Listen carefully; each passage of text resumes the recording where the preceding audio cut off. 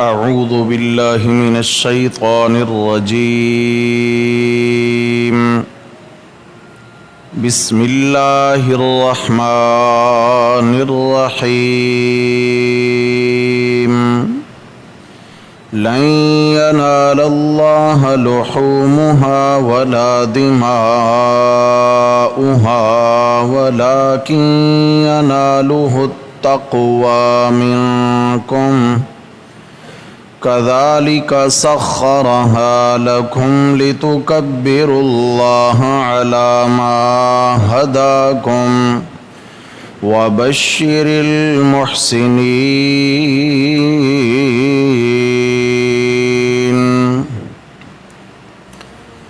لن ينال الله لحومها، ہرگز نہیں پہنچتا اللہ تعالیٰ کو اس کا گوشت، ولا دماؤها، اور نہ اس کا خون، ولکن ینالہ التقوی منکم، لیکن اسے تو پہنچتا ہے تمہاری جانب سے تقوی یعنی پرہیزگاری. کذالک سخرھا لکم، یہ ہمارا ہی کمال ہے کہ اس جانور کو تمہارے قابو میں دے دیا ہے. لتکبروا اللہ علی ما ھداکم، تاکہ تم اللہ کا نام بلند کرو اس لیے کہ اس نے تمہیں ہدایت عطا فرمائی ہے.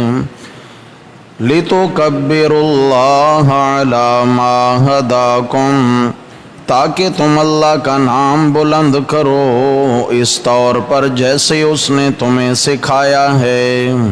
وَبَشِّرِ الْمُحْسِنِينَ، اور خوشخبری سنا دیجئے دل سے نیکی کرنے والوں کو. صدق اللہ، ومن اصدق من اللہ قیلا. اللہم صل علی سیدنا و مولانا محمد وعلی آل سیدنا و مولانا محمد وبارک وسلم علیہ.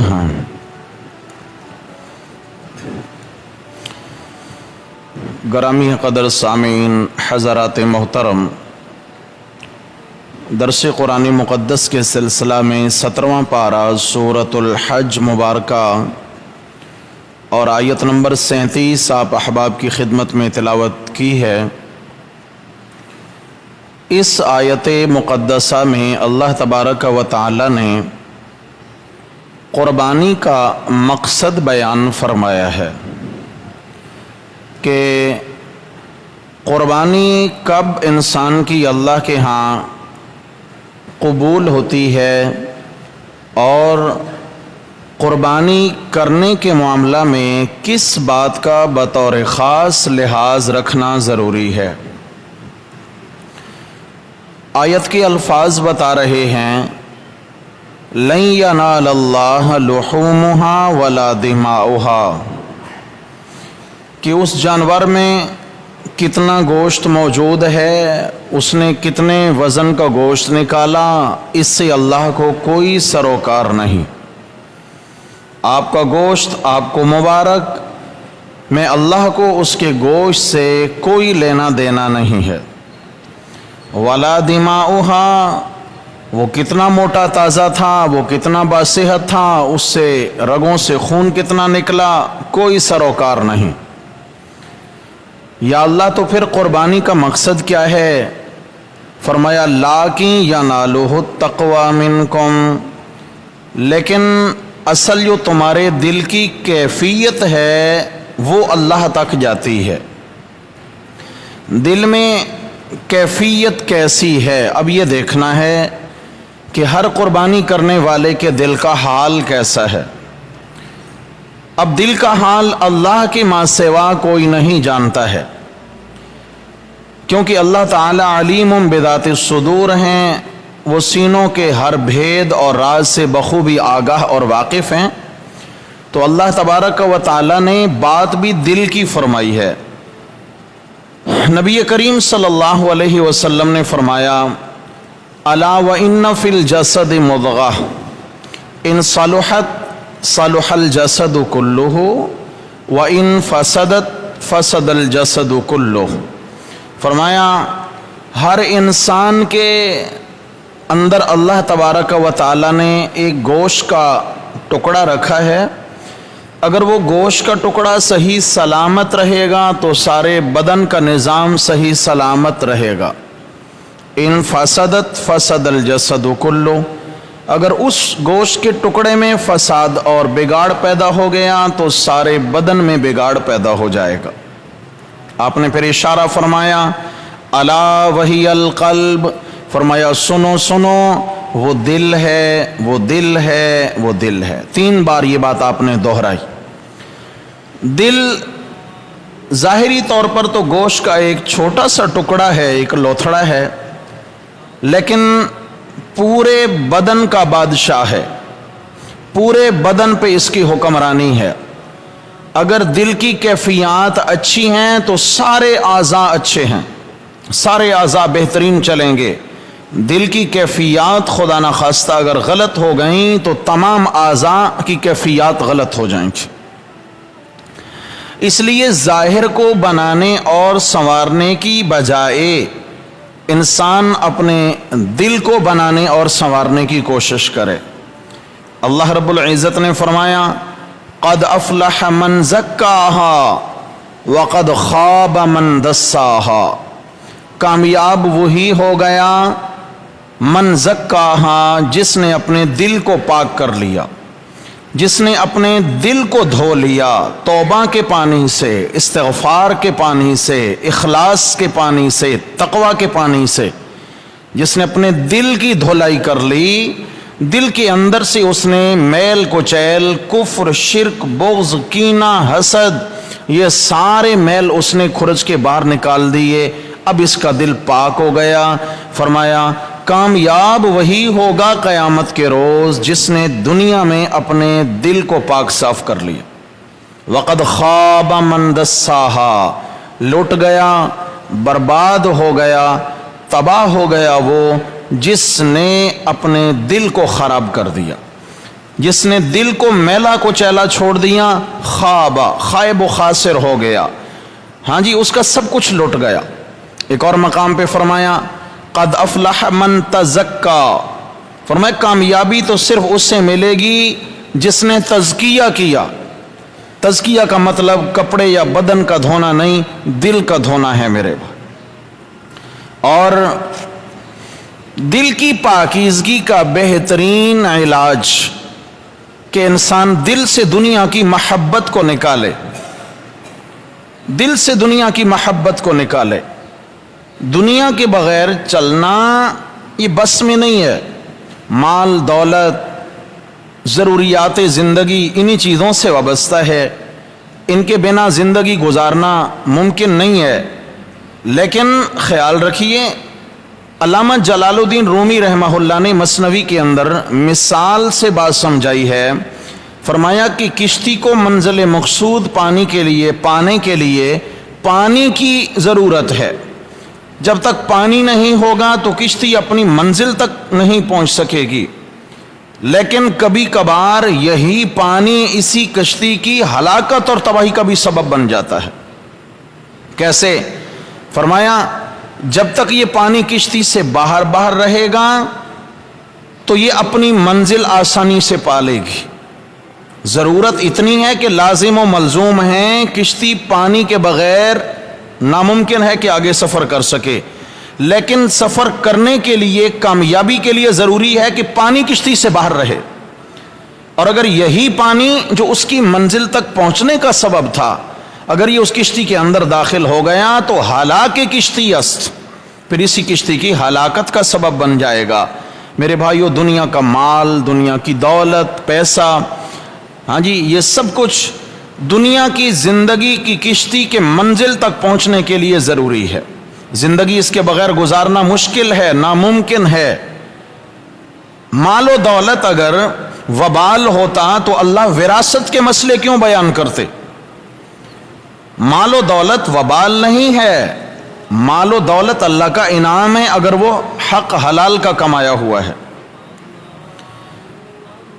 یہ تب تک انسان کی زندگی کے لیے موجب رحمت ہے، آسانی ہے، انسان کو منزلیں آسانی سے ملتی ہیں جب تک کہ یہ دنیا کا پانی دل کی کشتی سے باہر رہے گا، اور اگر اس نے سوراخ کر کے دل کی کشتی کے اندر جانے کی کوشش کی، پانی یہ کشتی کے اندر داخل ہوا تو پھر ہلاک کشتی است۔ اگر یہ مال دولت دنیا کی محبت دل میں چلی گئی تو پھر انسان کی زندگی کی کشتی جو ہے وہ ہلاک ہو کے رہ جائے گی۔ تو میرے بھائیو، دوستو، بزرگوں، مال و دولت کا دل سے نکالنا یہ اصل تزکیہ نفس ہے، اصل تزکیہ نفس ہے۔ انسان اپنی گردن اللہ کے راستے میں کٹانا شرف سمجھ، انسان نہیں، مسلمان، صرف مسلمان اپنی گردن اللہ کی راہ میں پیش کر دیتا ہے، جوانیاں لوٹا دیتے ہیں مجاہدین اور مسلمان اللہ کی رضا کے لیے، اللہ کی راہ میں۔ یہ شرف حاصل ہے، صرف مسلمان کو حاصل ہے، کسی مذہب میں اتنا قربانی کا جذبہ نہیں ہے۔ کیوں؟ اس لیے کہ دل میں جس کی محبت جتنا زیادہ ہوگی اتنا اس کے لیے قربانی دینا آسان ہوگی۔ تو جب دل میں اللہ کی محبت سب سے زیادہ ہے تو اللہ کے لیے قربانی دینا بہت آسان ہو جاتا ہے میرے بھائی۔ اور اگر دل میں مال دولت کی محبت خدا نہ خواستہ رچ بس جائے تو پھر نہ اللہ کی سمجھ آتی ہے، نہ اللہ کے رسول کی سمجھ آتی ہے، نہ دین کی سمجھ آتی ہے۔ بس کیا ہوتا ہے، ایک ہی بولی ہوتی ہے، پیسہ پیسہ، مال مال مال، جس کو عبد الدینار کہا گیا ہے کہ یہ پیسے کا بندہ ہے، یہ پیسے کا بندہ ہے۔ اسے میرے بھائیوں، پیسے کا بندہ جو بن گیا وہ تو خطرے میں پڑ گیا، اور جس نے اپنے آپ کو اللہ کا بندہ بنا کے رکھا یقیناً کامیابی اس کے قدم چومے گی۔ جان قربان کرنا بڑا مشکل مرحلہ ہے۔ اس سے پہلے قرآن مجید کے اندر جگہ جگہ انفاق فی سبیل اللہ کا حکم آتا ہے کہ مال اللہ کی محبت میں خرچ کرو، مال اللہ کی راہ میں خرچ کرو، اللہ کی رضا کے لیے خرچ کرو۔ کیوں؟ جو بندہ 10 روپے اللہ کے راستے میں دینا مشکل سمجھتا ہے، کیا وہ گردن پیش کر سکتا ہے؟ ایک شخص ہے جو اپنا مال اپنے دل سے نہیں اتار سکتا اللہ کے نام پر، وہ اللہ کے نام پر کبھی اپنا خون پیش نہیں کر سکتا ہے۔ اس لیے کیا ہے کہ دل سے جب مال کی محبت نکلے گی تو مال اللہ کے راستے میں خرچ کیا جائے گا۔ جب مال اللہ کی راہ میں دینا ہم شروع کریں گے تو پھر جانیں دینا آسان ہو جاتی ہیں۔ جان دینا، یہ جو قربانی کا مقصد ہے، اس میں ظاہری طور پر تو جانور کا خون بہانا ہے، مال دینا ہے، لیکن فی الحقیقت اللہ تعالی مسلمان کو جانی قربانی کے لیے تیار کرتے ہیں۔ حضرت اسماعیل علیہ السلام مال نہیں تھے، وہ ایک جان تھی۔ حضرت ابراہیم علیہ السلام کا چونکہ ایمان اتنا قوی تھا، وہ اللہ کے پیغمبر تھے، اور ان کا لقب کیا تھا؟ وَاتَّخَذَ اللَّهُ إِبْرَاهِيمَ خَلِيلًا، اللہ نے ابراہیم کو کیا بنایا؟ خلیل بنایا۔ خلیل اس ہستی کو کہتے ہیں جس کی محبت دل کے نیہا خانوں میں اتر چکی ہو۔ خلیل، محبوب سے بھی بڑھ کر یہ درجہ ہے خلت کا۔ خلیل، محبوب جس کے لیے انسان سب کچھ وار دیتا ہے، خلیل اس سے بھی آگے بڑھ کے ہے کہ جس کے بنا کچھ نہ دکھے۔ حضرت ابراہیم علیہ السلام اللہ کے خلیل ہیں۔ کیا ہیں؟ آپ صلی اللہ علیہ وسلم نے فرمایا، لو کنت متخذا خلیلا لاتخذت ابا بکر، اگر دنیا میں میرا کوئی خلیل ہوتا اللہ کے سوا، فرمایا چونکہ میرا سب کچھ میرا اللہ ہے، میری محبتیں، میں اپنے رب کی محبت میں فریفتہ ہوں، میرا اللہ میرا خلیل ہے۔ آپ نے فرمایا لو کنت متخذا خلیلا لاتخذت ابا بکر، اگر میں اللہ کے علاوہ کسی کو خلیل بناتا تو وہ کون ہوتا؟ ابو بکر ہوتا۔ اشارہ کر دیا کہ میرے نزدیک سب سے زیادہ محبوب ہستی کون ہے؟ والذین آمنوا اشد حبا للہ، سب سے زیادہ محبت مومن کے دل میں اللہ کی ہوتی ہے۔ قرآن نے کہا اشد، اشد شدید نہیں، اشد۔ والذین آمنوا، جو مومن ہوتے ہیں وہ اللہ کی محبت میں انتہا پسند ہوتے ہیں۔ کیا لفظ بولا بھائی؟ ہمارے یہاں تو انتہا پسند گالی گالی بن گیا نا، یہ بڑا انتہا پسند ہے۔ اور بھائی انتہا پسندی بہت با کمال صفت ہے کہ انسان جدھر لگتا ہے انتہا کر کے لگتا ہے۔ جو انتہا پسند نہیں اس کا ایمان کیا؟ ایک قدم اس کشتی پہ دوسرا قدم اس کشتی پہ، یہ حلم الیقین ہے۔ مومن اللہ کے لیے کیا ہوتا ہے؟ جب پڑھ دیا نا لا الہ، لا لا لا، بات ہی نہیں سے شروع کی ہے۔ کلمہ کہاں سے شروع ہوا؟ نہیں سے، نہیں نہیں نہیں نہیں نہیں نہیں، لا الہ الا اللہ، جہاں وہ ہے وہاں کوئی نہیں۔ انتہا پسند ہو گیا نا، اس کے لیے انتہا پسند ہو گیا، جہاں وہ ہے وہاں کوئی نہیں۔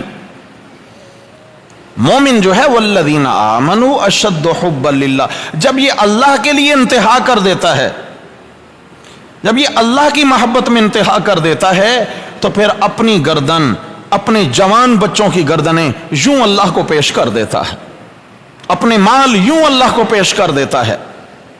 پھر ابو بکر نے بھی کمال کیا کہ ابو بکر نے اپنے گھر میں جھاڑو لگا کے سارا مال جمع کر کے میرے آقا کے قدموں میں لا کے رکھ دیا اور عرض کیا یا رسول اللہ جو تھا لے آیا ہوں، گھر میں کیا چھوڑ آئے ہو؟ اللہ اور اس کے رسول کا نام چھوڑ آیا ہوں۔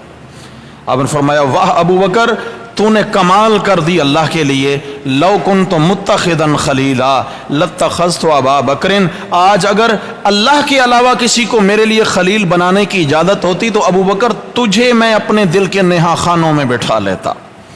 یعنی اوپر سب سے بڑا محبوب میرا اللہ ہے اور نیچے میرا محبوب کون ہے؟ بولو ابو بکر ہے، ابو بکر ہے، کہو رضی اللہ عنہ۔ ابو بکر نے تو پھر کمال کیا۔ اللہ اکبر۔ چلیں بات اور طرف چلی جائے گی۔ اللہ ہمیں ان تمام مقدس ہستیوں کی سچی پیروی اور محبت نصیب فرما دے۔ تو مومن آدمی کو حکم ملا، حضرت ابراہیم علیہ السلام کو جب ابتداً حکم ملا تو کیا فرمایا کہ اپنے بیٹے کو ذبح کیجئے، مال نہیں، بیٹا ذبح، مال نہیں چاہیے، جان چاہیے، جان چاہیے، آپ کا بیٹا چاہیے جو 100 سال کی عمر میں آپ کو بڑی چاہتوں سے ملا ہے۔ 100 سال کی عمر تقریباً ابراہیم علیہ السلام کی ہونے چلی ہے، اللہ رب العزت نے اس عمر میں یہ بیٹا عنایت فرمایا ہے۔ شدید قسم کا بڑھاپا، اور اس کے بعد حکم ہوا کہ اپنے بیٹے کو ذبح کیجئے، اور یہ خواب میں دکھا۔ اور اللہ کے نبی کا خواب کیا ہوتا ہے بھائی؟ وہی ہوتی۔ جب صبح اٹھتے ہیں تو اپنے بیٹے سے کہتے ہیں یا بنی انی ارا فی المنام انی اذبحک فانظر ماذا تری، بچے میں نے آج رات خواب میں دیکھا ہے کہ میں آپ کو ذبح کر رہا ہوں، سوچ کے بتائیے تمہاری کیا رائے ہے۔ فانظر ماذا تری، تو بیٹا کہتا ہے بابا جہاں اللہ کا حکم آ گیا وہاں اسماعیل کی رائے کی کیا حیثیت رہ گئی؟ یا ابت افعل ما تؤمر، بابا جو ادھر سے آرڈر آیا ہے اس کے کرنے میں دیر مت کیجئے۔ بچے ذبح ہونا بڑا مشکل کام ہے، گردن پہ چھری چلے گی، بڑی تکلیف پہنچے گی، تو کیا کہتے ہیں ستجدنی انشاء اللہ من الصابرین۔ جس اللہ نے حکم دیا ہے، جس اللہ نے اسماعیل کو چنا ہے، وہی اللہ اسماعیل کو صبر بھی دے گا۔ جس نے اسماعیل پہ ہاتھ رکھا ہے وہی اسماعیل کو حوصلہ بھی دے گا۔ اللہ اکبر۔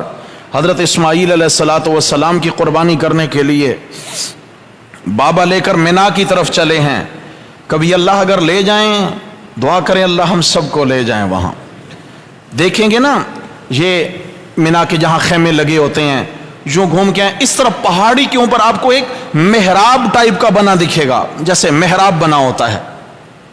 یہ وہ عین جگہ ہے جہاں حضرت ابراہیم علیہ السلام نے اسماعیل علیہ السلام کو لٹایا تھا۔ عین قربان گاہ یہ ہے، یہ بالکل یہی ایگزیکٹ وہ جگہ ہے جہاں اسماعیل علیہ السلام کو لٹایا اور یہاں قربانی کا یہ عمل وجود میں آیا.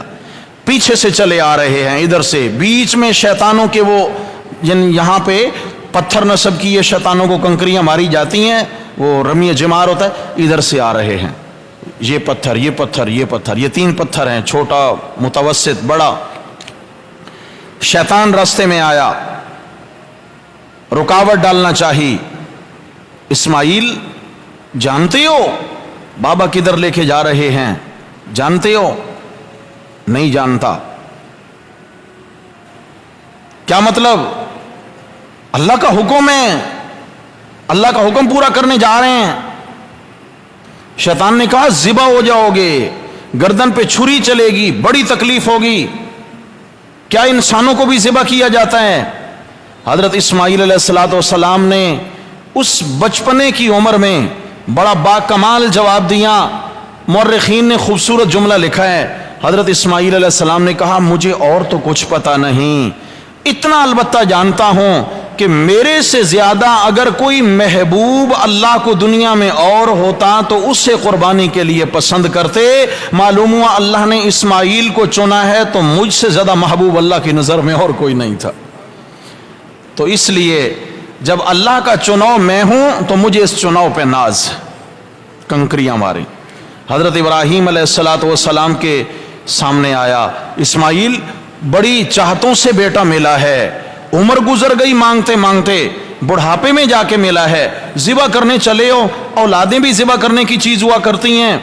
تو حضرت ابراہیم علیہ السلام نے وہاں پتھر مارے, اسے پتھر مارے, ہٹ جا راستے سے, میرے اور میرے رب کے درمیان میں مت آؤ, میرے اور میرے رب کے درمیان میں مت آؤ. حضرت ابراہیم علیہ السلام پھر یہ چلا حضرت اماں ہاجرہ کے پاس. اماں ہاجرہ ان کو جا کے ورغلانا شروع کیا, لیکن ہر طرف سے مایوس ہوا, ہر طرف پتھر پڑے, مایوس ہوا. بالآخر کیا ہے, راستے سے ہٹ گیا. اللہ رب العزت کو ان ہستیوں کی ادائیں اتنا پسند آئیں, اتنا پسند آئیں, انہوں نے حقیقی شیطان کو پتھر مارے تھے. آج جو بھی حاجی جائے گا اس کا حج تب پورا ہوگا کہ وہاں کھڑے ہو کر ان مثالی مجسموں کو پتھر مارے گا تو بات بنے گی, ورنہ. اشارہ کر دیا کہ شیطان اگر قربانی کے معاملے میں راستے میں آتا ہے تو شیطان کو ٹھوکر پہ رکھو, جوتی کی نوک پہ رکھو اسے. اگر وہ وسوسہ ڈالتا ہے تو پھر تیار رہو. کبھی خیال کرنا شیطانی وسوسے میں نہ آ جاؤ, شیطانی بہکاوے میں نہ آ جاؤ. اور شیطان جو ہے وہ بہکانے کے کئی طریقے استعمال کرتا ہے, کئی طریقے استعمال کرتا ہے. سب سے پہلے شیطان جو ہے قربانی کے معاملے میں نیت پہ حملہ آور ہوتا ہے, کیونکہ یہ بات بننی کہاں سے ہے اصل؟ بولو بھائی, دل سے. آج ہماری سوچ کیا بن گئی ہے, اللہ معاف فرمائے, کہ بھائی ہماری گلی میں میرے جانور سے زیادہ قیمت کا جانور نہیں ہونا چاہیے, ورنہ ناک کٹ جائے گی, لوگ کیا بولیں گے. بھائی وہ فلاں صاحب جو ہیں کاروباری ہیں, وہ تاجر ہیں, وہ تو جناب 10 لاکھ کا بیل لے کے آئے ہیں, تو جناب برابر والے نے کیا کرنا ہے, ناک بچانے کے لیے 20 کا لے کے آنا ہے. چل رہا ہے نہیں چل رہا ہے ایسا؟ بلکہ ستم بالائے ستم. آپ کے اورنگی میں یہاں تک بھی معاملہ ہوا پچھلے سال, ایک صاحب کرائے پہ بیل لے کے آئے, کرائے پہ اتنا لمبا تڑنگا بیل, ڈیلی کرایہ 1 لاکھ روپیہ. کتنا؟ 1 لاکھ روپیہ کرایہ, لمبا تڑنگا بیل, اور وہ لاکھوں کی قیمت کا تھا. دروازے پہ صرف چند دن اس نے باندھ کے رکھا. لوگوں نے کہا واہ بھائی واہ, قربانی ہوئی تو کیا, قربانی والی رات واپس ہو گیا. سمجھ آ گئی بات؟ تو بن گئی نا, بات تو بن گئی. کہو انا للہ و انا الیہ راجعون. یہ ہم کس طرف چل نکلے ہیں یار. یاد رکھنا یہ لاکھوں روپے خرچ کر کے جو لمبے چوڑے جانور اور جناب علی بہت قیمتی جانور لے کے آنا صرف نام و نمود کی خاطر, یہ دنیا میں بھی عذاب کا سبب بنیں گے اور قیامت میں بھی عذاب کا سبب بنیں گے. کوئی فائدہ نہیں ہے. پیسہ ضائع مت کیجئے, اپنا عمل، اپنا ایمان، اپنی دولت، اپنی دنیا، سب کچھ داؤ پہ لگایا جا رہا ہے۔ اور یہ بھی شرعی مسئلہ ہے کہ ایک ہی 10-20 لاکھ کا جانور لے آنا یہ اللہ کو پسند نہیں ہے، یاد رکھنا، بالکل بھی پسند نہیں ہے۔ قربانی کا مقصد کیا تھا کہ زیادہ سے زیادہ ضرورت مند لوگوں تک گوشت پہنچے۔ اب اگر ایک جانور آپ لے آئے 10 من کا، 10 من کا جانور آپ لے آئے ہیں، اور جناب علی وہ آپ لے آئے ہیں 20 لاکھ کا، بہت مہنگا۔ اگر یہی آپ 1-1 لاکھ کے 20 جانور لے آتے تو کتنے زیادہ لوگوں کو گوشت پہنچ جاتا، سمجھا کہ کتنی زیادہ قربانیاں ہو جاتی۔ اس کی جانب سے، کرنے والے کی جانب سے ایک واجب قربانی ہوتی، باقی سب اس کی نفلی قربانیاں ہوتی، اجر ہی اجر ہوتا، ثواب ہی ثواب ہوتا۔ قربانیاں بھی بڑھا دی جائیں، گوشت کی کوانٹٹی بھی بڑھا دی جائے، زیادہ سے زیادہ غرباء تک یہ گوشت پہنچ جائے۔ سمجھ آ گئی ہے؟ اس لیے اس آیت میں فرمایا لن ینال اللہ لحومها ولا دماؤها، اللہ تک نہ تو اس کا گوشت پہنچتا ہے، یعنی اللہ فرماتے ہیں مجھے گوشت کی ضرورت نہیں ہے، مجھے خون کی ضرورت نہیں ہے، لیکن ینالہ التقوی منکم، یہ دل سیدھا رکھو، دل سیدھا رکھو، پرہیزگار بن جاؤ۔ تو جانور کے اندر جو معاملات ہیں، وہ پہلی بات تو یہ ہے کہ جانور اچھا ہو، بے عیب ہو، مریل قسم کا جانور نہیں، بے عیب جانور ہو، جانور کے اندر عیب نہیں ہونا چاہیے، بے عیب جانور۔ عیوب ہر وہ چیز عیب ہے جس سے جانور کی کوئی نہ کوئی منفعت متاثر ہو جائے، یعنی جانور کے اندر جو نفع کی چیزیں ہیں، آنکھ سے دیکھنے کا نفع ہے، کان سے سننے کا نفع ہے، دانتوں سے چارہ کھانے کا نفع ہے، اور ایسے ہی ٹانگوں سے چلنے کا نفع ہے۔ ان منفعت بری چیزوں میں اگر کوئی چیز تلف ہو گئی ہے تو ہر عضو کا الگ الگ ضابطہ ہے، ان ضابطوں کو مد نظر رکھ کر پھر عیب مقرر کیے جاتے ہیں کہ اس میں یہ عیب ہے، اس میں یہ عیب ہے، یہ چیز عیب بنتی ہے یا نہیں، اس طرح یہ معاملات ہیں۔ تو جانور کیسا ہونا چاہیے بھائی؟ بولو، بے عیب۔ کیوں؟ جس کی سنت میں قربانی کی جا رہی ہے اور جو قربان ہونے لگے ہیں اسماعیل، وہ بے عیب ہیں۔ کیا ہیں؟ نہیں سمجھے بات کو؟ اللہ نے جس ہستی کو قربانی کے لیے پسند کیا وہ کیا ہے؟ بے عیب ہیں۔ تو لہٰذا بعد میں قربانی کرنے والوں کو چاہیے کہ وہ ایسی قربانی خرید کر لائیں کہ جو بے عیب ہو۔ عیبدار جانور قربان نہیں کیا جائے گا، گوشت بچے گا، قربانی نہیں ہوگی۔ اور اس کے بعد کیا ہے؟ نیت بے عیب ہو، نیت جو ہے وہ بالکل بے عیب ہو۔ گوشت کھانے کی نیت کر لی، برباد ہو گیا سب کچھ۔ اگر نیت نہیں بھی کریں گے تو کیا خیال ہے، گوشت ملے گا نہیں ملے گا؟ ہیں؟ بہت ملے گا، اتنا ملے گا، سنبھال نہیں پائیں گے۔ آج کل ویسے بھی لائٹ متاثر ہے، ویسے ہی انشاءاللہ نہیں سنبھال پائیں گے۔ اس لیے بہتر یہ ہے کہ جتنا صدقہ ہو سکے کر دیں، جتنا غرباء تک پہنچا دیں۔ کہیں ایسا نہ ہو کہ پھر جناب ادھر گوشت خراب ہو گیا، وہ کچرا کنڈی میں پھینکا جا رہا ہے، وہ پھینکا جا رہا ہے۔ نہیں، بر وقت ہم کوشش کریں، اور اس خوف کی وجہ سے نہیں کہ میرا گوشت کہیں خراب نہ ہو جائے، اس محبت میں کہ میرا اللہ مجھ سے راضی ہو جائے، میں غرباء تک پہنچا دوں۔ نیت یہ ہے۔ اگر گوشت خراب ہونے کی نیت ہوئی تو پھر دینا نہ دینا برابر ہے، کوئی فائدہ نہیں دینے کا۔ نیت پاک، صاف ستھری، بالکل کلیئر کٹ نیت ہونی چاہیے۔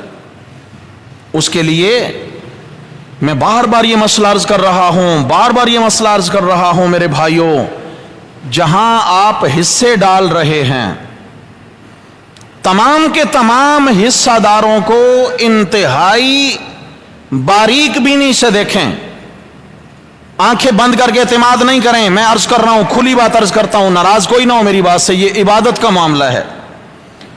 جو آپ کے ساتھ شریک ہیں آپ ان سے ملیں، بھائی آپ شریک ہیں ہمارے ساتھ، سب سے پہلے دیکھیں اس کا مال کہیں عیبدار تو نہیں ہے، جس مال سے جانور آنے لگا ہے کہیں وہ مال حرام تو نہیں ہے، ملاوٹ کا تو نہیں ہے، غیر شرعی تو نہیں ہے، جھوٹ اور ناپ تول میں کمی کر کے تو نہیں کمایا گیا۔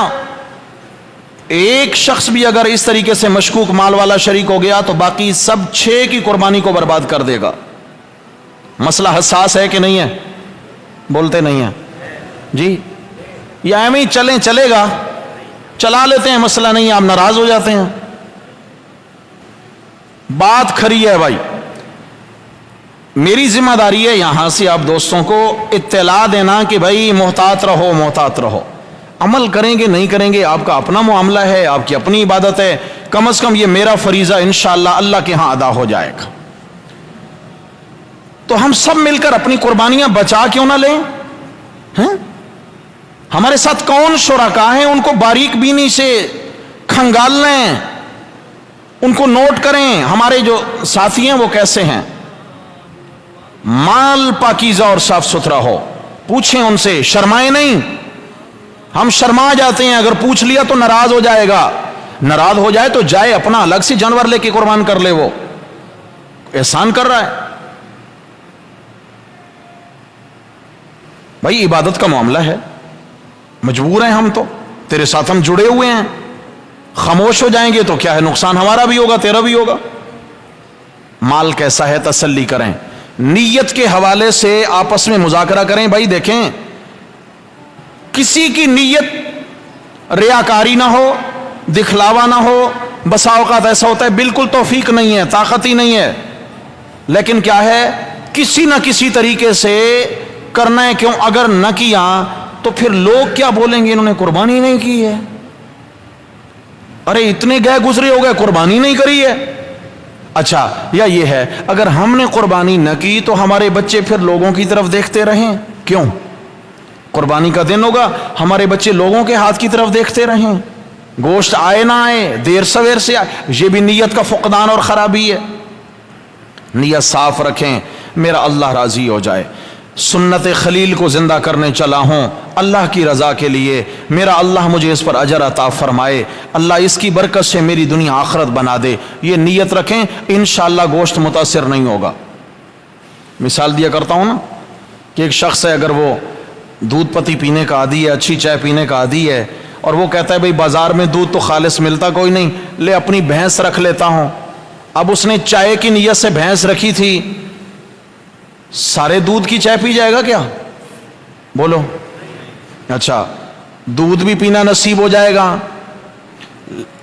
لسی بھی پینا نصیب ہو جائے گی، دہی بھی مل جائے گی، ملائی بھی مل جائے گی، ممکن ہے گھی بھی نصیب ہو جائے. ہوگا نہیں ہوگا؟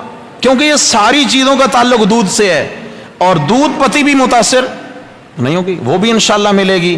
کیا ہے، نیت ایک چیز کی تھی مگر فوائد کئی سارے اٹھا لیے. ہم نیت کر لیں اللہ کی رضا کی، انشاءاللہ سارے فائدے اپنی گود میں ہیں. نیت کون سی کریں؟ اللہ کی رضا کی. یہ جو حصے ڈالے جاتے ہیں نا، خدا کی قسم مجھے بہت خوف آتا ہے، خوف آتا ہے. کس لیے؟ یہ نہیں، کیوں نہیں، آسانی ہے، بالکل اجتماعی قربانیاں ہوتی ہیں، یہ پبلک کے لیے آسانی ہے، ہر بندہ نہیں کر سکتا. آسانی ہے، سنبھالنا نہیں پڑتا ہے، گوشت بنا بنایا مل جاتا ہے، آسانی ہو جاتی ہے.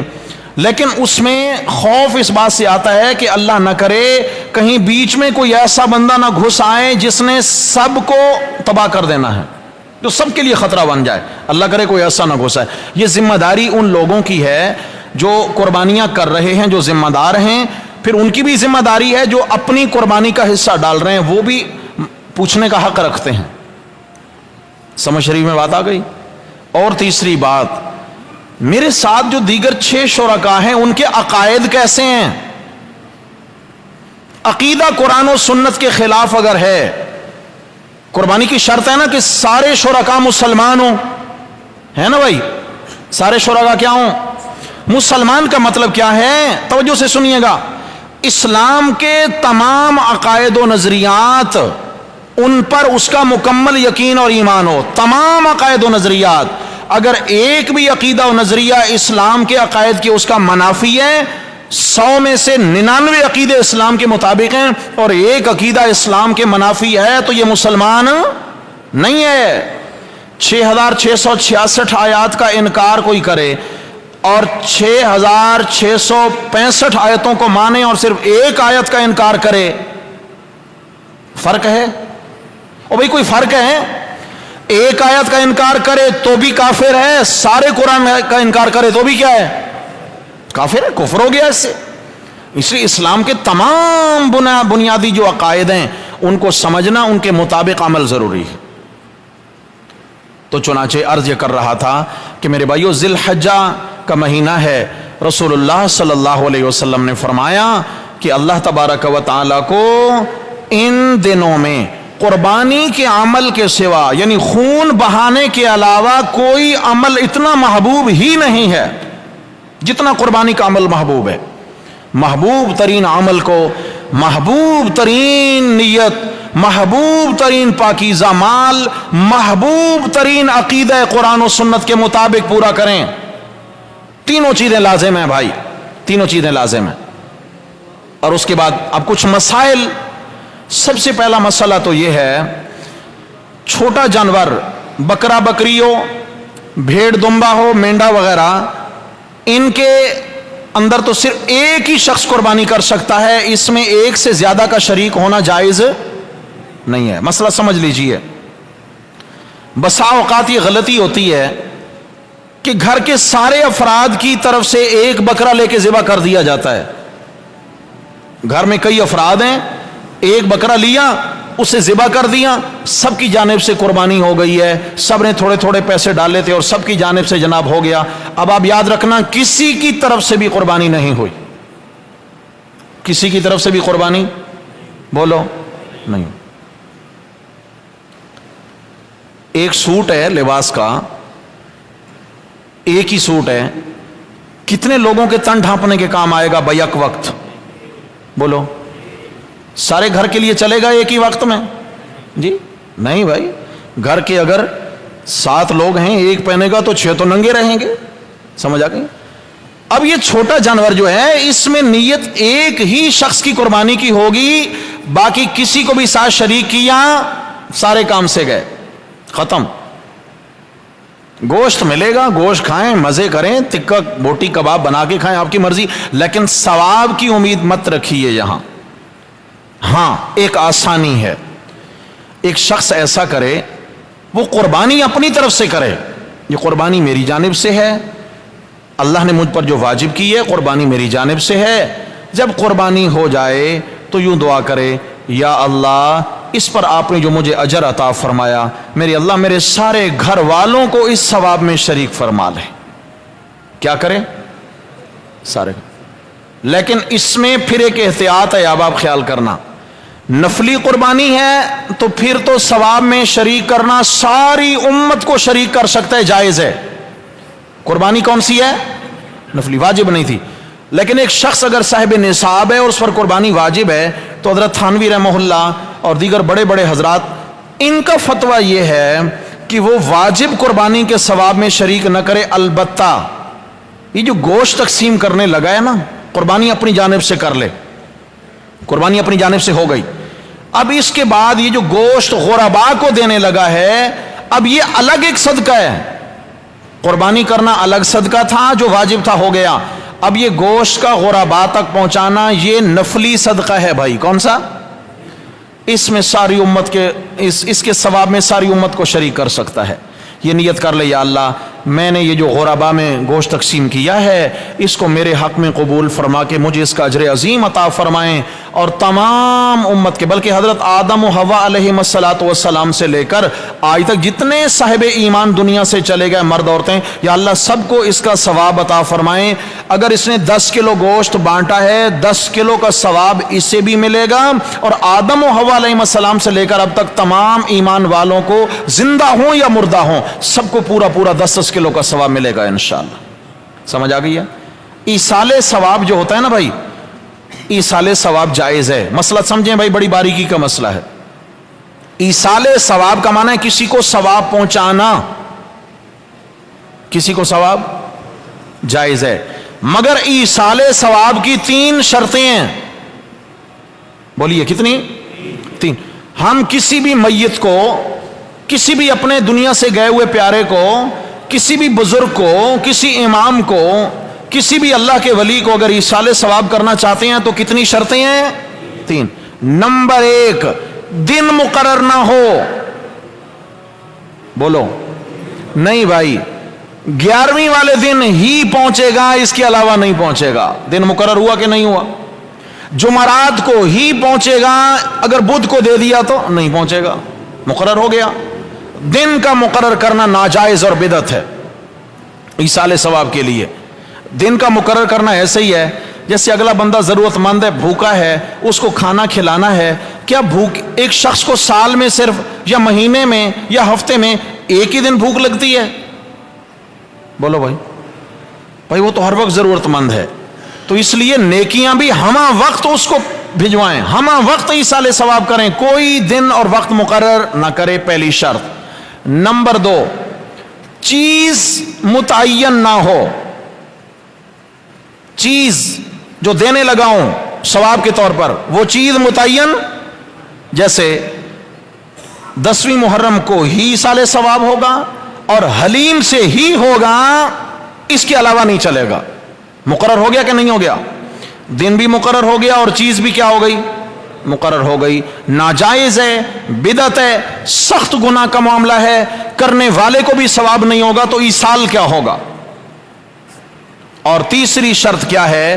شخصیت متعین نہ ہو کہ بھئی ایک ہی شخصیت کو مقرر کر رکھا ہے، اسی کو ہی ایصال ثواب کرنا ہے، باقی کسی کو نہیں۔ جیسے ہمارے ہاں سیدھے سادے لوگ کیا کرتے ہیں، حضرت شیخ عبد القادر جیلانی کو ہی کرنا ہے، 11ویں والی رات ہی کرنا ہے اور کھیر ہی بنانا ہے، اس کے علاوہ ایصال ثواب نہ ہوگا۔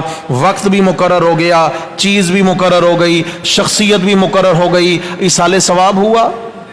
جی یہ کرنے والے بیچارہ خود خالی ہاتھ رہ گیا، اسے خود کچھ نہیں ملا، آگے کیا؟ ایصال کا معنی دوسرے تک بھجوانا۔ بھائی میرے پاس یہ کپڑا ہے، میرے پاس کپڑا یہ رومال ہوگا تو میں آگے دوسرے بھائی تک بھجواؤں گا نا، میرے پاس رومال ہی نہیں ہے، آگے دے سکتا ہوں؟ پہلے نیکیاں مجھے ملیں گی تو پھر میں ان کو آگے کسی تک بھجوا سکتا ہوں، ایصال تبھی ہو سکتا ہے۔ اور اگر نیکیاں مجھے ہی نہیں ملی تو پھر آگے بھی کوئی نہیں۔ تو اس لیے ایصال ثواب کی کتنی شرطیں ہیں بھائی؟ نمبر 1، یہ تو آپ کو یاد ہوا ہی نہیں، یاد کر لیں، یہ مسئلہ تو یاد کر لیں، انشاءاللہ آدھا عقیدہ یہیں بن جائے گا۔ وقت مقرر نہ ہو، یعنی دن، سال، مہینہ یہ مقرر نہ ہو۔ نمبر 2، چیز مقرر نہ ہو۔ نمبر 3، شخصیت مقرر نہ ہو۔ ہم نے مقرر کر لیا محرم کی 10ویں تاریخ ہوگی، چیز بھی حلیم ہوگی اور ہوگی امام حسین کے نام پر۔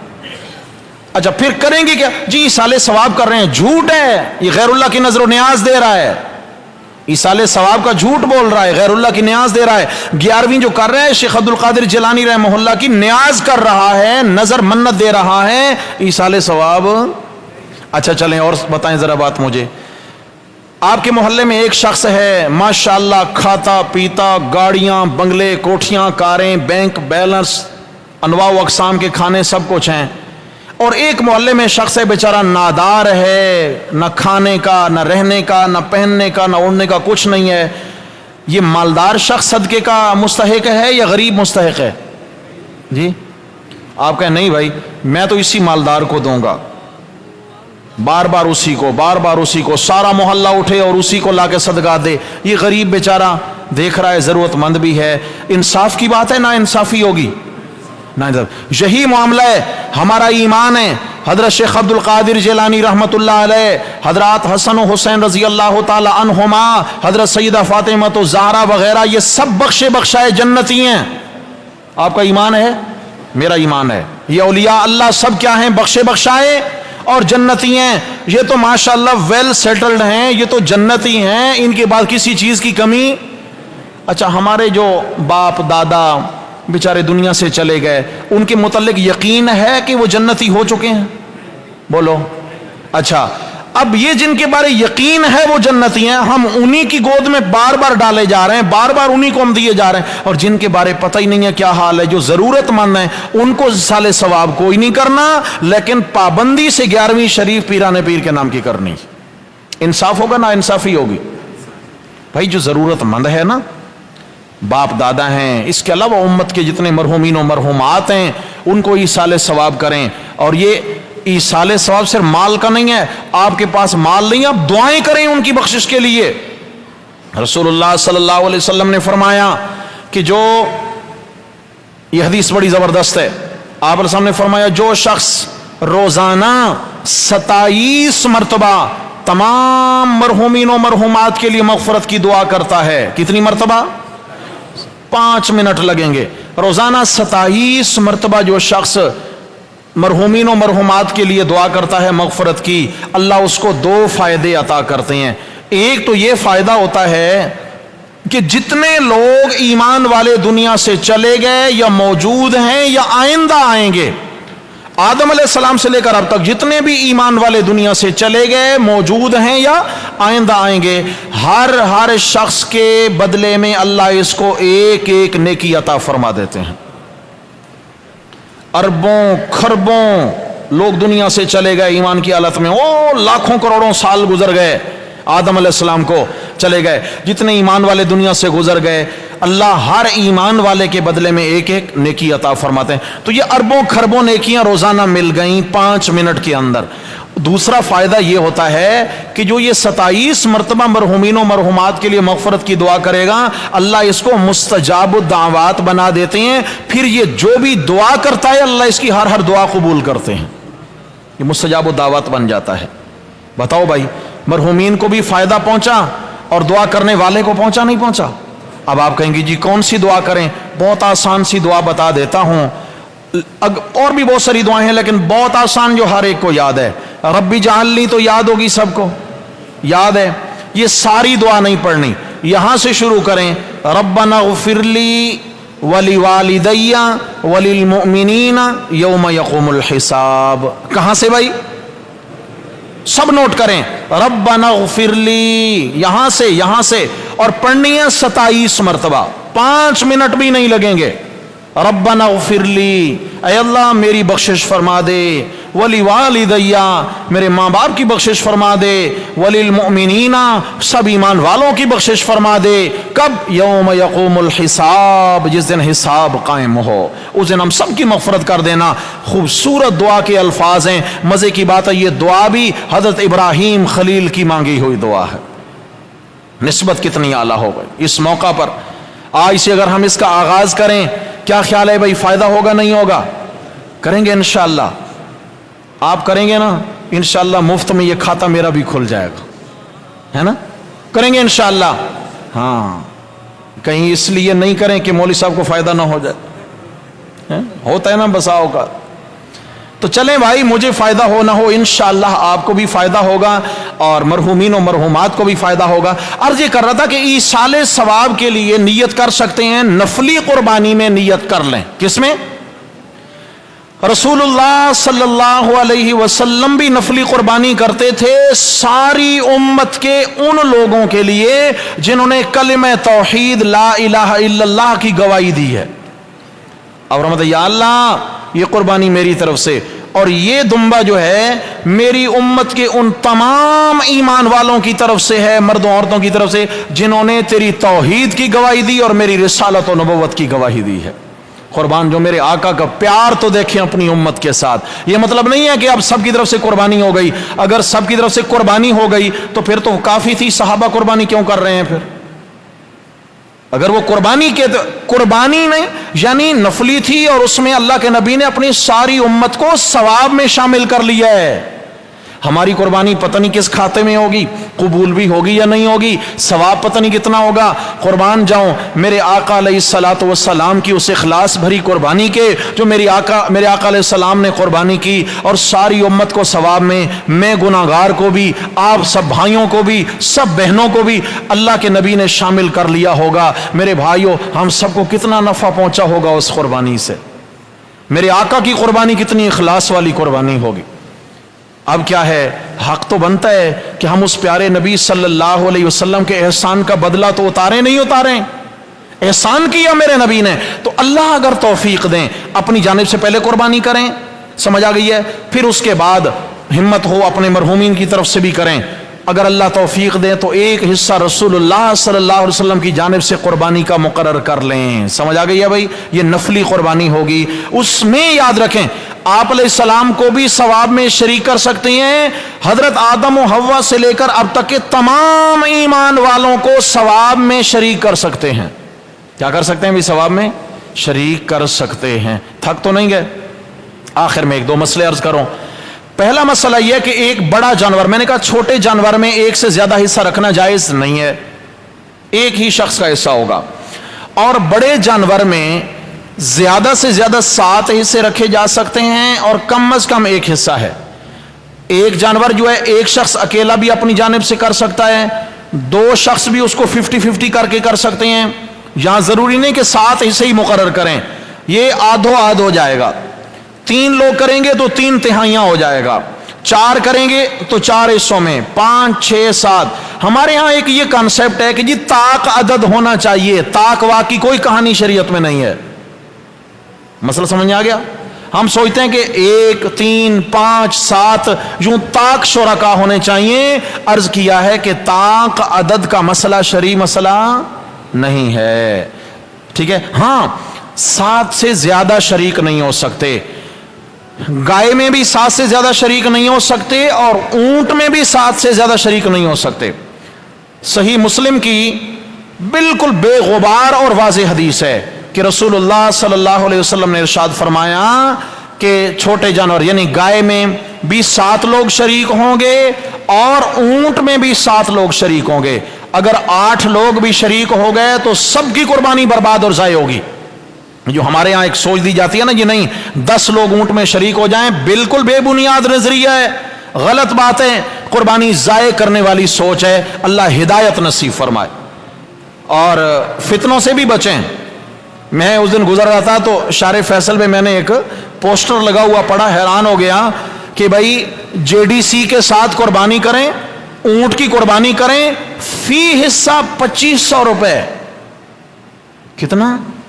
بلے بلے بلے، 2500 میں اونٹ کا حصہ مل رہا ہے، گائے کا حصہ 18-20 ہزار میں پڑ رہا ہے، اور اونٹ کا حصہ کتنے میں پڑ رہا ہے؟ 2500 میں۔ وہ کیسا اونٹ ہوگا بھائی؟ قابل دید ہوگا وہ تو۔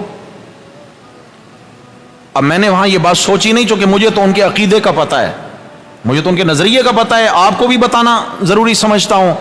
رافضیت کا یہ عقیدہ ہے، JDC کو جانتے ہیں نا، بہت بڑا فتنہ ہے اس وقت، ٹرسٹ کے نام سے کام کر رہا ہے، لیکن حقیقت میں وہ رافضیت کو فروغ دے رہے ہیں، دشمنان صحابہ ہیں، دشمنان قرآن ہیں، دشمنان اسلام ہیں۔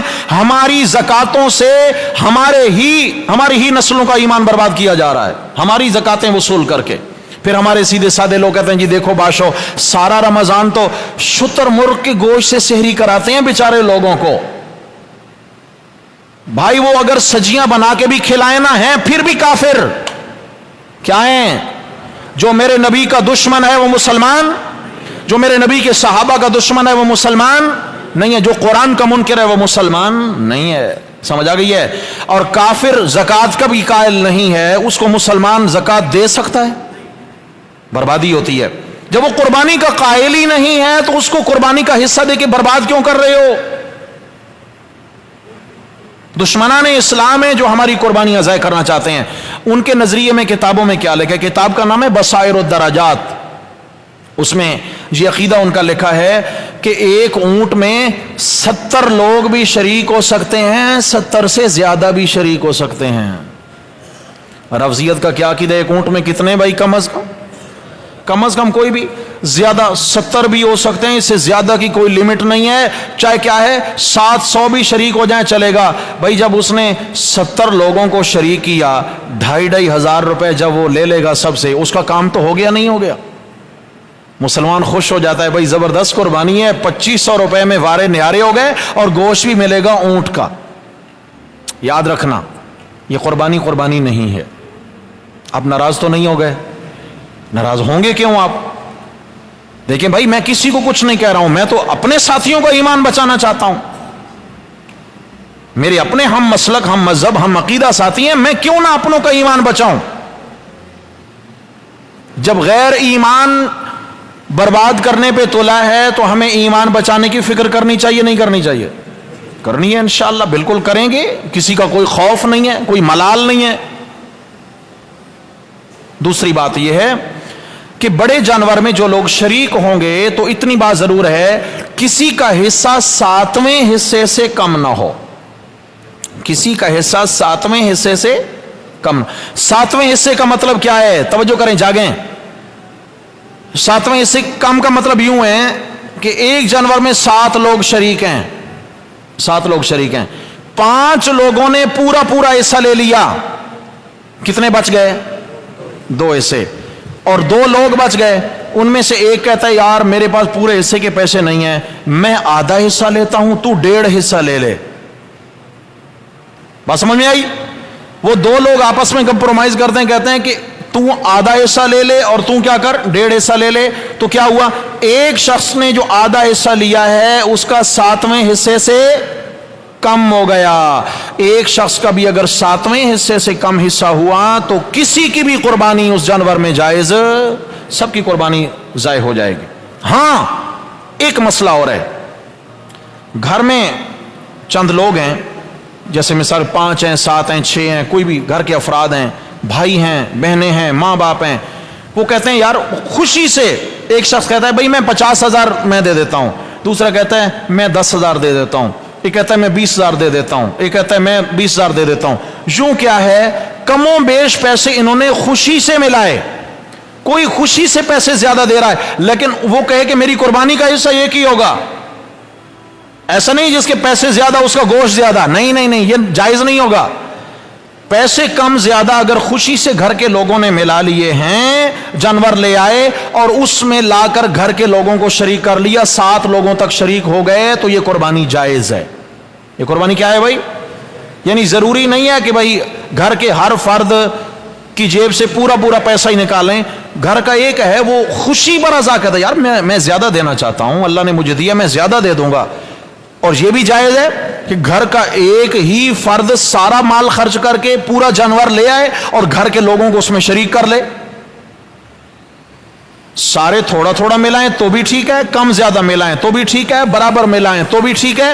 اور اگر ایک شخص ہی سارا جانور لا کے باقیوں کے حصے ڈال دے تو بھی یہ مسئلہ بھول تو نہیں جائیں گے.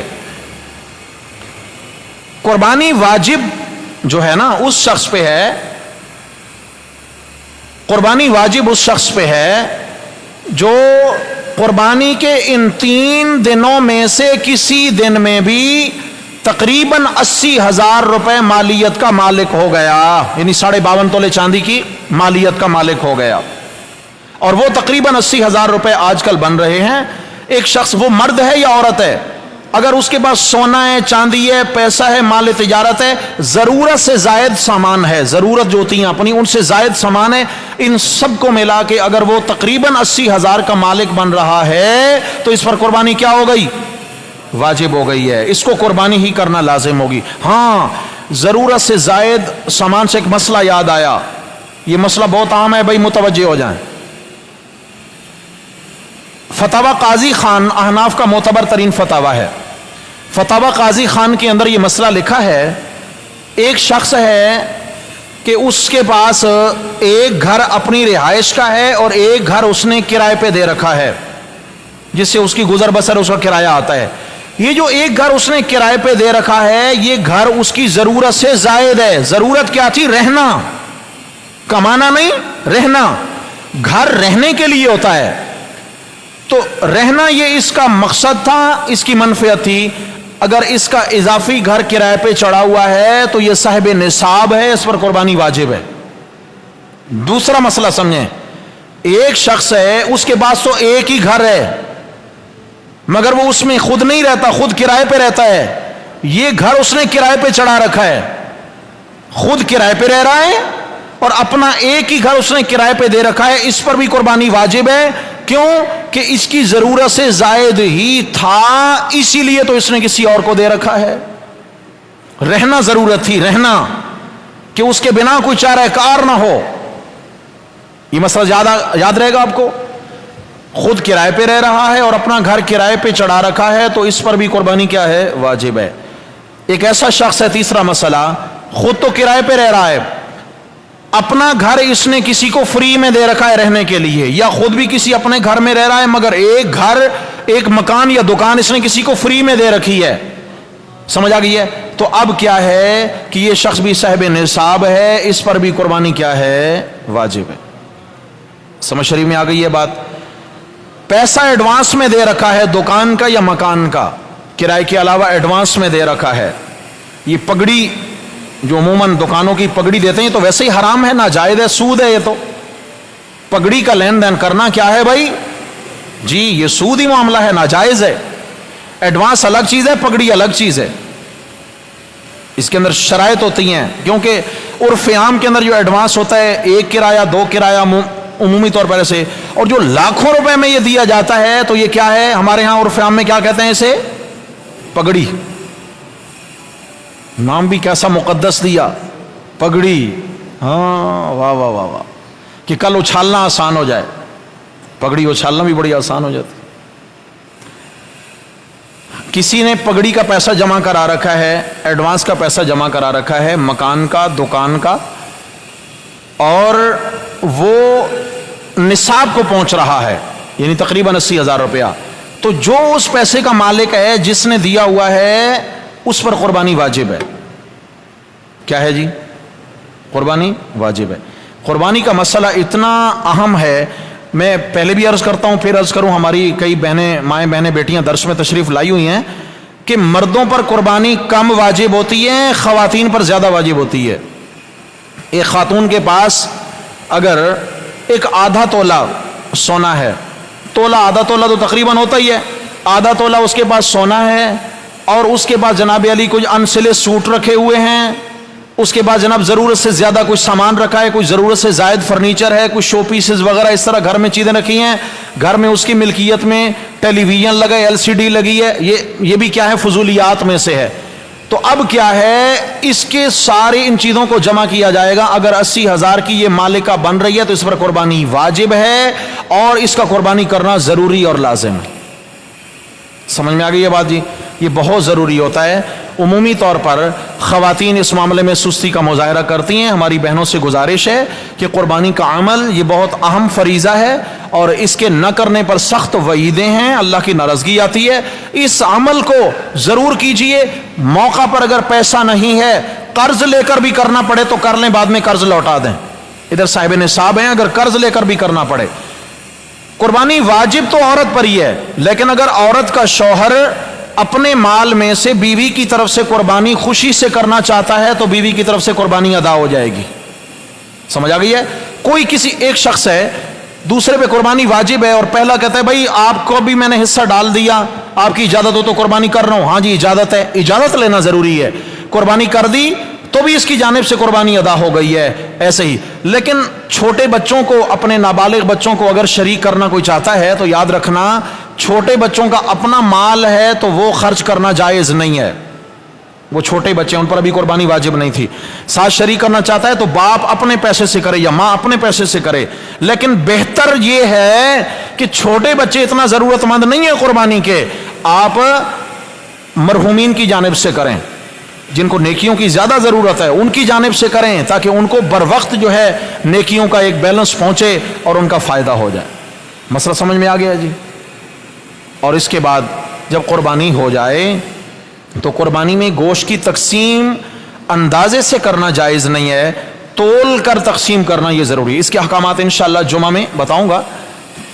ذبح کے کچھ شرعی احکامات ہیں، قصاب کے احکامات ہیں، وہ بھی ضروری ہیں بتانا، کیونکہ ہم تو آنکھیں بند کر کے چل نکلتے ہیں، ٹھیک ہے جی جیسے ہو گیا چلے گا، ایسے نہیں چلتا ہے بھائی، شریعت کی پابندیاں ہیں۔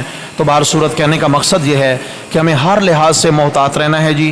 اللہ تعالیٰ نے بہت عظیم موقع نصیب فرما دیا ہے قربانی کا، قربانی کے معاملات میں ہمیں محتاط رہنا ہے، اور اس کے اندر کیا ہے؟ نیت، مال، عقیدہ، یہ تین چیزیں بے عیب ہوں گی تو تبھی قربانی چلے گی، ورنہ نہیں ہوگی، کسی کی بھی نہیں ہوگی۔ اس کے علاوہ یہ دن بڑے عظیم ہیں، یہ عشرہ ذی الحجہ جو چل رہا ہے، نبی علیہ السلام نے فرمایا کہ اس کے دن کا، ایک دن کا روزہ جو ہے وہ 1 سال کے متواتر روزے رکھنے کے ثواب کے برابر ہے۔ ایک شخص پورا سال روزے رکھے، اس کو جتنا ثواب ہوگا، ان دنوں کے ایک روزے کا ثواب سال کے روزوں کے برابر ہے۔ بھائی فائدہ ہے نہیں ہے؟ ہم کہتے ہیں جی گرمی ہے، یہ رمضان سردیوں میں گزرا ہے کیا؟ نیت تو کر لیں، ہم ارادہ تو کر لیں، اللہ تعالیٰ ہمت دے دیتے ہیں انشاءاللہ.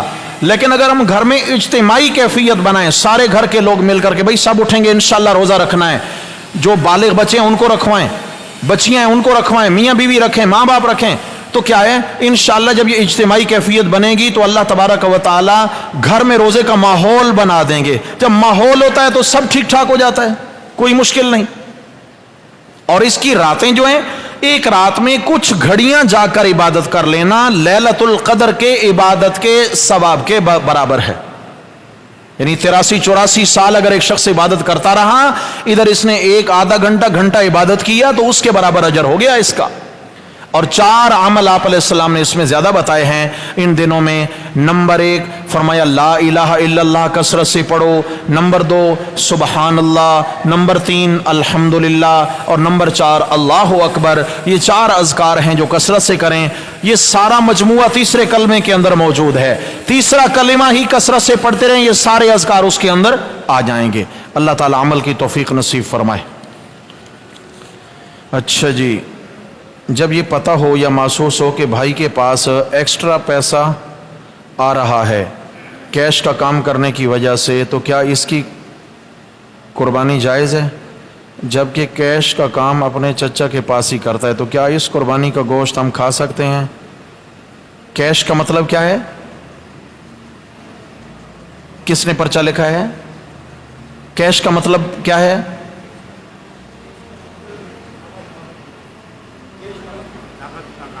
نقد.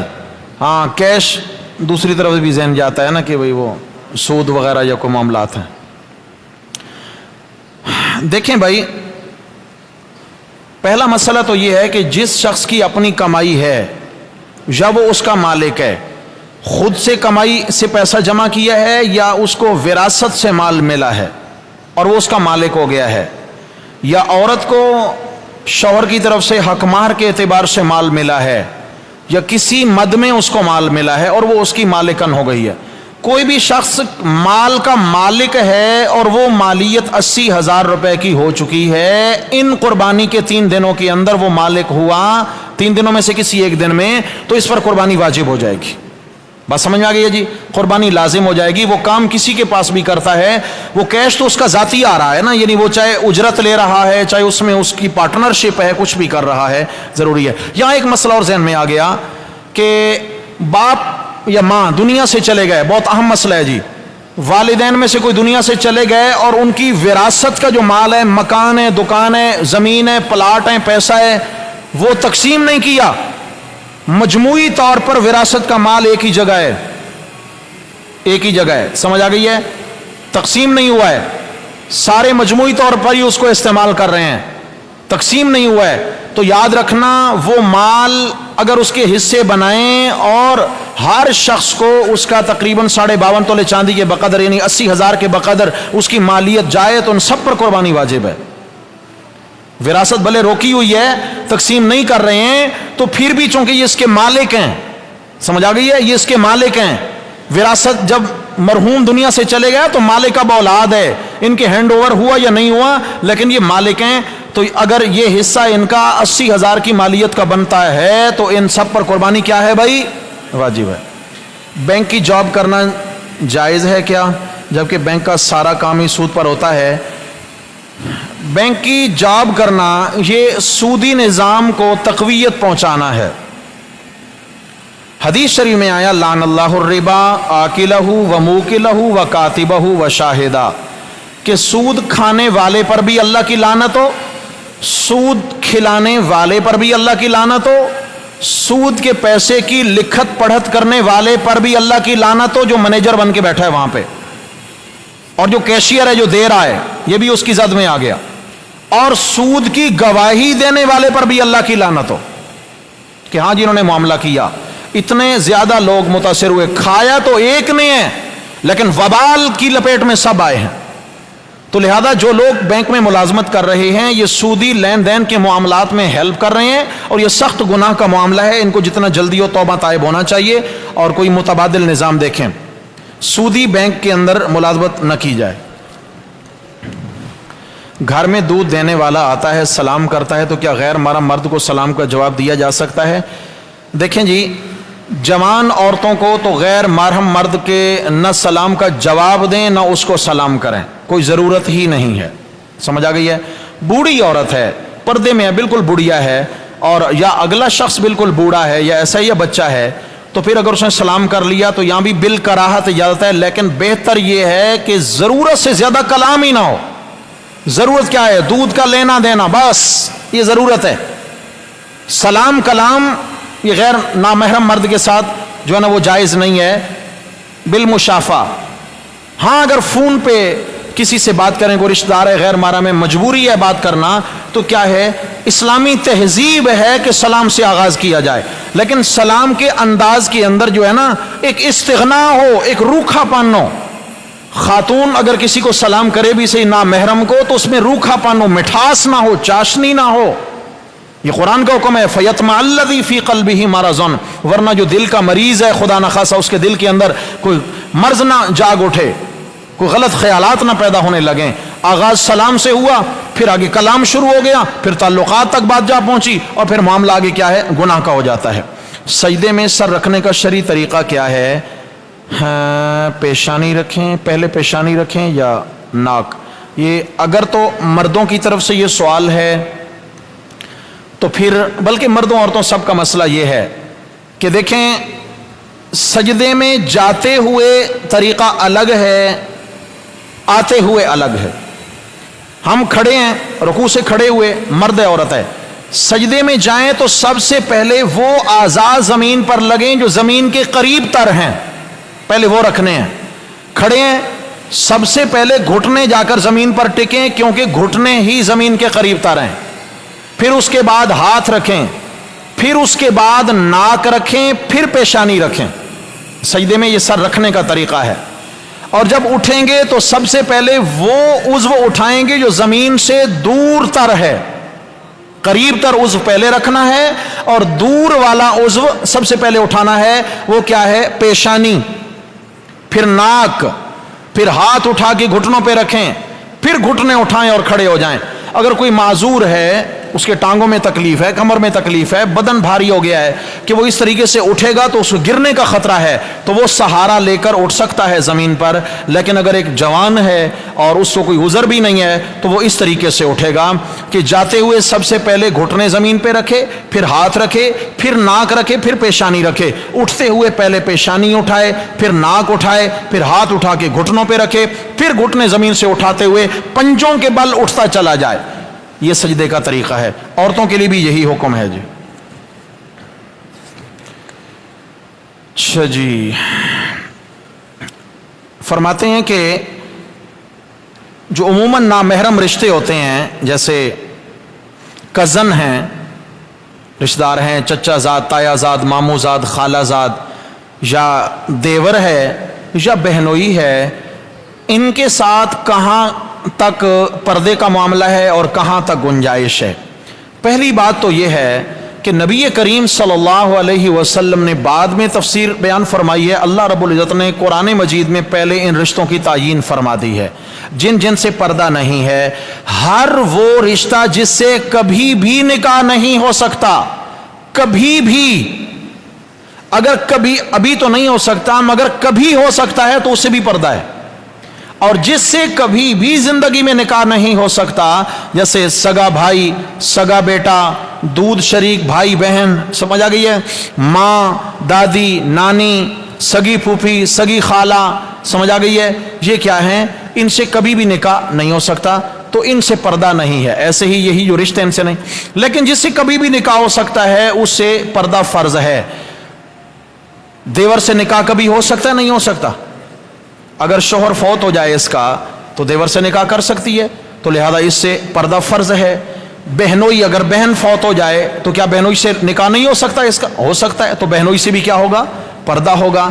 نبی کریم صلی اللہ علیہ وسلم نے ان رشتوں کو خطرناک ترین رشتے قرار دیا۔ یہ چار رشتے، چچا زاد، تایا زاد بھی اسی میں آ گیا، چچا زاد، خالہ زاد، پھوپھی زاد، ماموں زاد، یہ خطرناک ترین رشتے ہیں عزت کے اعتبار سے۔ کیوں؟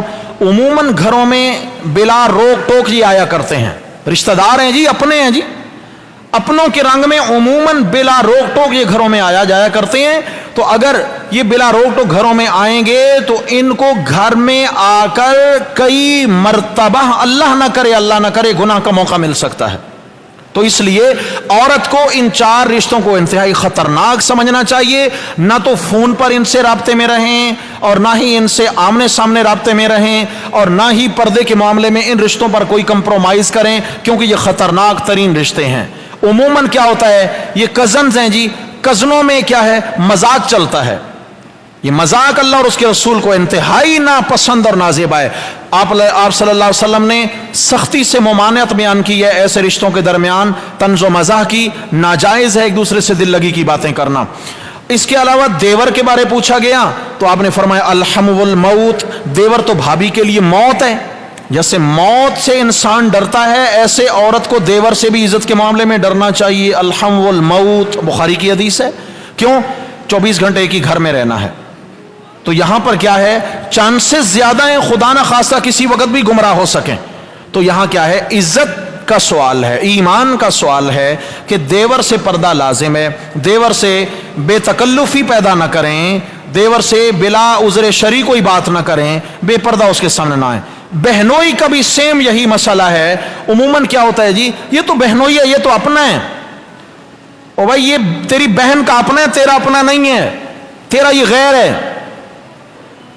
اللہ کے نبی نے سخت ناپسندیدگی کا اظہار کیا ہے کہ کوئی عورت اپنے بہنوئی سے دل لگی کی باتیں کرے اور ہنسی مذاق کرے اور اس کے ساتھ بے حجاب اور بے پردہ باتیں کرے اور بیٹھے. سخت ناجائز معاملہ ہے. اور اگر ان خاندانوں کے ہاں یا رشتہ داروں کے ہاں مہمان ہو کر کوئی خواتین ہماری جاتی ہیں تو یاد رکھنا، عورتیں عورتوں کے ساتھ بیٹھیں، مرد مردوں کے ساتھ بیٹھیں. سمجھ آ گئی ہے؟